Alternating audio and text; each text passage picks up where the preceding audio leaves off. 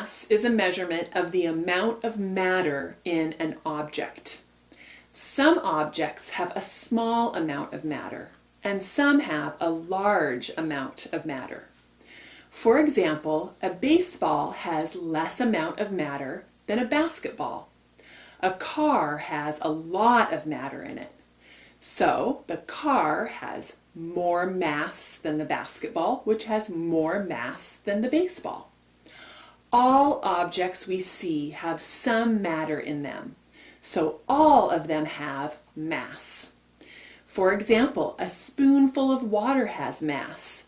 Even the air we breathe has mass too. In common usage, people use the term weight in place of mass. Mass and weight are different in science. Weight is a force, while mass is the amount of matter. You will learn more about the difference between weight and mass in science class. So how do you find out how much matter an object has? You need to measure it, and you need a way to represent the result of your measurement.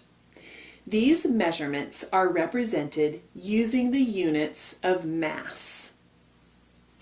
There are different systems of units of mass used in different parts of the world.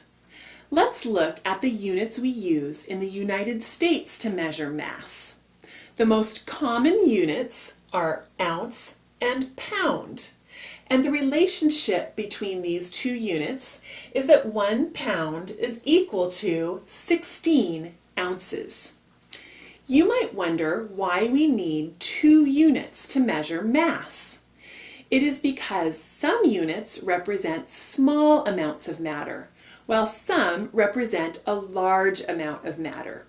You need to use the unit which makes the most sense for the object that you are measuring. Food is usually measured in ounces, and body weight is measured in pounds. Keep in mind that it is not incorrect to measure food in pounds or body weight in ounces. It's just that if you use a unit which is too small or too big, the number will be too big or too small, making them harder to work with and remember. There are shorter names for these units too. So for ounce, we can write it as OZ.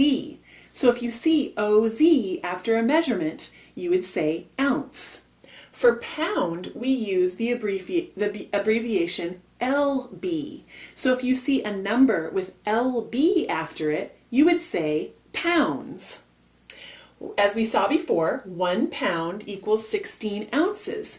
So using our abbreviations, we could say 1 pound is equal to 1 LB is equal to 16 OZ, but we would pronounce this as 1 pound equals 1 pound equals 16 ounces.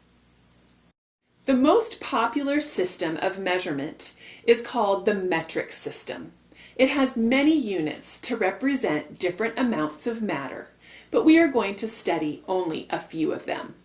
The basic unit is known as a gram. The metric system has milligram, centigram, gram.